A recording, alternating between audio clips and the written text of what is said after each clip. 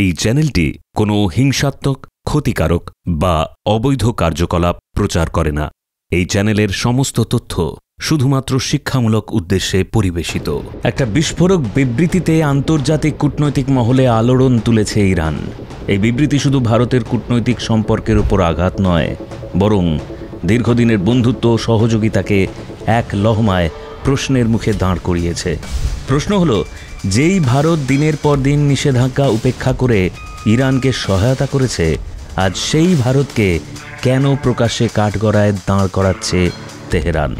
Iran সরাসরি অভিযোগ তুলেছে, রাশিয়া কেন ভারতের হাতে অত্যাধুনিক সামরিক প্রযুক্তি তুলে দিচ্ছে, যেখানে ইরানের সঙ্গে থাকা প্রতিরক্ষা চুক্তি এখনও বাস্তবায়নের অপেক্ষায়। বিশ্লেষকরা বলছেন, এই অভিযোগ শুধু হতাশা নয়, এ এক ধরনের কূটনৈতিক প্রতিহিংসা, যার টার্গেট এখন ভারত। আজকের ভিডিওতে আমরা জানব ইরান কেন ভারতের বিরুদ্ধে এমন প্রতিক্রিয়া দেখাচ্ছে, রাশিয়ার ভূমিকা কী, এবং এই ঘটনাপ্রবাহ ভবিষ্যতে ভারত ইরানের সম্পর্ককে কোথায় নিয়ে যাবে। ভিডিওটি শেষ পর্যন্ত দেখুন। ভিডিওর শেষে আপনার জন্য থাকছে ছোট্ট একটি কুইজ, যার উত্তর আপনাকে কমেন্টের মাধ্যমে জানাতে হবে। আর ভিডিওটি ইনফরমেটিভ লাগলে লাইক করুন, কমেন্ট করুন, শেয়ার করুন এবং আমাদের চ্যানেল সমৃদ্ধ বাংলা সাবস্ক্রাইব করুন এবং প্রেস করে দিন বেল আইকন, যাতে আমাদের পরবর্তী ভিডিওগুলো আপনার কাছে পৌঁছে যায় সবার আগে। ইরান সম্প্রতি এক বিস্ময়কর কূটনৈতিক বিবৃতিতে ক্ষোভ উগরে দিয়েছে রাশিয়ার উপর। তাদের অভিযোগ, মস্কো প্রতিশ্রুতি থাকা সত্ত্বেও ইরানকে অত্যাধুনিক প্রতিরক্ষা সরঞ্জাম সরবরাহ করেনি, অথচ ভারতকে সেই সুবিধা দেওয়া হচ্ছে নিরবিচ্ছিন্নভাবে। সুখোই 30 MKI যুদ্ধবিমান এবং S-400 প্রতিরক্ষা ব্যবস্থা, এই দুটি সংবেদনশীল প্রযুক্তি এখন ভারতের হাতে, যেখানে ইরান এখনও তাদের অংশ পায়নি। ইরানের মতে, এই পক্ষপাতদুষ্ট আচরণ শুধু রাশিয়ার বিশ্বাসযোগ্যতাকে প্রশ্নের মুখে ফেলছে না, বরং ভারতের সঙ্গে তাদের সম্পর্কেও নতুন উত্তেজনা তৈরি করছে। ইরান শুধু রাশিয়ার সমালোচনা করেনি, বরং ভারতের দিকেও তীক্ষ্ণ আঙুল তুলেছে। তাদের যুক্তি, ভারত যেহেতু মার্কিন যুক্তরাষ্ট্রের ঘনিষ্ঠ বাণিজ্যিক ও কৌশলগত অংশীদার, সেহেতু রাশিয়ার উচিত ছিল না ভারতের হাতে এত সংবেদনশীল প্রযুক্তি তুলে দেওয়া। ইরানের দাবি অনুযায়ী রাশিয়া একদিকে আমেরিকার বিরোধিতা করে, অন্যদিকে তাদের ঘনিষ্ঠ মিত্র ভারতের সঙ্গে সামরিক সম্পর্ক গভীর করে তোলে। এই দ্বিমুখী নীতির তীব্র প্রতিবাদ জানিয়েছে তেহরান। এই প্রসঙ্গ উঠে আসে 2025 সালের 13ই জুনের পর, যখন ইসরায়েল ও ইরানের মধ্যে সরাসরি সংঘর্ষ শুরু হয়। সেই যুদ্ধে ইরান তাদের পুরনো F-4 এবং MiG-29 যুদ্ধবিমান ব্যবহার করে, যা কার্যকারিতার দিক থেকে পিছিয়ে পড়ে ইসরায়েলের আধুনিক F-35 ও F-15 এর তুলনায়। যুদ্ধের ফলাফল হয়ে ওঠে ইরানের জন্য চরম হতাশার। আর এই হতাশা থেকেই প্রশ্ন উঠে আসে, রাশিয়া কেন ইরানকে আধুনিক প্রযুক্তি দেয়নি? ইরান দাবি করে, তাদের সঙ্গে রাশিয়ার পূর্ববর্তী চুক্তি অনুযায়ী সুখোই 35 এবং S-400 সরবরাহ করার কথা ছিল। বাস্তবে তাদের হাতে এসেছে মাত্র দুটি সুখোই 35, আর S-400 এখনও অনুপস্থিত। এই অবস্থায় তারা রাশিয়ার ওপর চাপ সৃষ্টির কৌশল হিসেবে ভারতের ওপর বিরক্তি উগরে দিচ্ছে। অথচ বাস্তব চিত্র একেবারেই ভিন্ন। যখন ইরানের ওপর মার্কিন নিষেধাজ্ঞা ছিল, তখন ভারত ছিল অন্যতম দেশ যারা সেই বাধা উপেক্ষা করে দিনের পর দিন তেল আমদানি করেছে ইরান থেকে। ভারতের এই উদ্যোগ ইরানের অর্থনীতিকে তখন বড়সড়ভাবে রক্ষা করেছিল।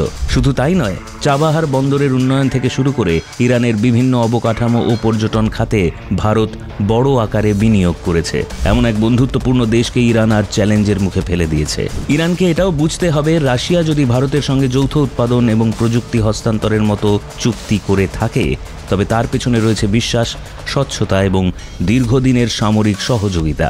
রাশিয়া ভারতের সঙ্গে যে সুখোই 57 তৈরি করার পরিকল্পনা করছে, তার মধ্যেই রয়েছে এক ভরসার ইঙ্গিত। নাসিকের একটি কারখানায় এই যুদ্ধবিমান যৌথভাবে উৎপাদনের পরিকল্পনা চলছে, যার মধ্যে সম্পূর্ণ প্রযুক্তি হস্তান্তর অন্তর্ভুক্ত। এই ধরনের সিদ্ধান্ত হঠাৎ করে নেওয়া সম্ভব নয়। এর পেছনে রয়েছে দশকের পর দশক ধরে তৈরি হওয়া কৌশলগত সম্পর্ক।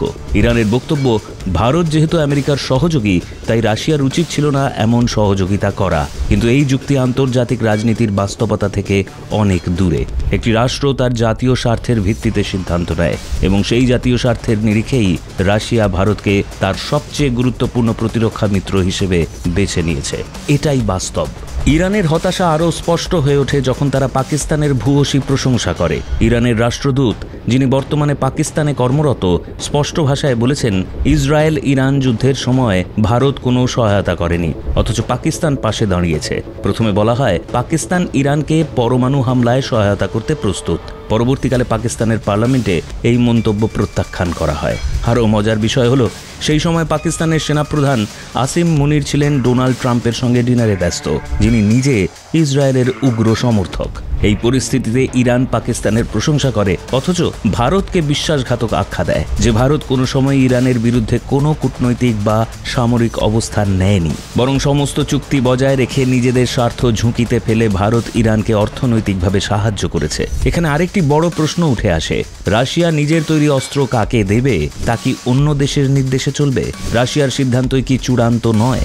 রাশিয়া ইরানকে যদি বঞ্চিত করে থাকে, তবে সেটা তাদের দ্বিপাক্ষিক কূটনীতির বিষয়। সেখানে ভারতকে টেনে আনা শুধু অযৌক্তিক নয়, রীতিমতো কূটনৈতিক অপরাধ।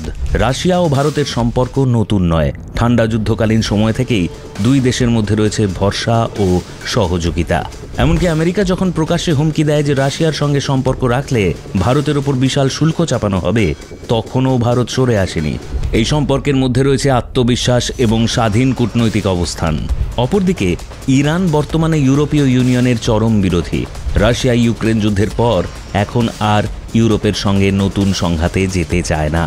ফলে ইরানের সঙ্গে সীমিত যোগাযোগ বজায় রেখেই রাশিয়া নিজেদের স্বার্থ রক্ষা করছে। এই বাস্তবতাকে উপেক্ষা করে ইরান আজ ভারতের বিরুদ্ধে একের পর এক আক্রমণ করছে। প্রশ্ন উঠেছে, ভারত কেন অস্ত্র পাচ্ছে, কেন প্রযুক্তি পাচ্ছে, কেন রাশিয়া ভারতকেই গুরুত্ব দিচ্ছে? অথচ এটাই তো আন্তর্জাতিক রাজনীতির বাস্তবতা। যে বেশি ভরসা অর্জন করে, সঙ্গী হিসেবে তাকেই বেছে নেওয়া হয়।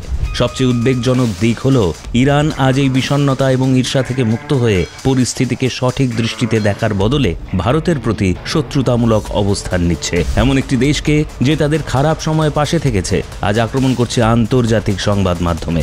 এর ফলে দুদেশের সম্পর্ক কতটা ভেঙে পড়তে পারে, সেটাই এখন বড় প্রশ্ন। যদিও ভারত চুপ থেকে এই আক্রমণগুলিকে পর্যবেক্ষণ করে যাচ্ছে, তবে সেটা দুর্বলতা নয়, এটি সুসংহত কূটনৈতিক নীতির অংশ। ভারতের দৃষ্টিতে এই ধরনের বিবৃতি আন্তর্জাতিক কূটনৈতিক শিষ্টাচারের পরিপন্থী। তাই ভারত এখনও উত্তরে সংযম দেখাচ্ছে। তবে আগামী দিনে এই সম্পর্ক কতটা টিকে থাকবে, তা অনেকটাই নির্ভর করছে ইরানের পরবর্তী অবস্থানের উপর। যদি তারা আবারও ভারতের বিরুদ্ধে এমন অভিযোগ তোলে বা পাকিস্তানের প্রতি অন্ধ সমর্থন চালিয়ে যায়, তবে হয়তো ভারতও আর নীরব থাকবে না। এখন প্রশ্ন হলো, এই অবস্থায় আপনি কাকে বিশ্বাসঘাতক বলবেন? ভারত, যে বন্ধুর মতো পাশে ছিল, না ইরান, যে পেছন থেকে ছুরি মেরেছে? আপনার মতামত কমেন্টে জানান। এবার রয়েছে আপনার জন্য ছোট্ট একটি কুইজ, যার উত্তর আপনাকে কমেন্টের মাধ্যমে জানাতে হবে। আর ভিডিওটি ইনফরমেটিভ লাগলে লাইক করুন, কমেন্ট করুন, শেয়ার করুন এবং আমাদের চ্যানেল সমৃদ্ধ বাংলা সাবস্ক্রাইব করুন এবং প্রেস করে দিন বেল আইকন, যাতে আমাদের পরবর্তী ভিডিওগুলো আপনার কাছে পৌঁছে যায় সবার আগে। ইরান ইসরায়েল যুদ্ধের সময় ইরান কোন ধরনের যুদ্ধবিমান ব্যবহার করে? এ F-35 এবং F-15, বি সুখোই 57 এবং মিগ 35 এবং সি পুরনো F-4 এবং মিগ 29। রাশিয়া ভারতের সঙ্গে সুখোই 57 যুদ্ধবিমান নিয়ে কী ধরনের চুক্তি করেছে? এ শুধুমাত্র আমদানির চুক্তি, বি যৌথ উৎপাদন ও প্রযুক্তি হস্তান্তরের চুক্তি এবং সি যুদ্ধের সময় সহযোগিতার চুক্তি। ইরান কোন দুটি অস্ত্র না পাওয়ায় রাশিয়ার উপর ক্ষুব্ধ? এ F-16 ও অ্যাব্রামস ট্যাঙ্ক, বি সুখোই 35 ও S-400 এবং সি মিগ 21 ও AK-47। ভারতের কোন উদ্যোগ ইরানের অর্থনীতিকে আগে সাহায্য করেছিল? এ পাকিস্তানের সঙ্গে যৌথ চুক্তি, বি মার্কিন যুক্তরাষ্ট্রের বিরুদ্ধে বিবৃতি এবং সি মার্কিন নিষেধাজ্ঞা উপেক্ষা করে ইরান থেকে তেল আমদানি।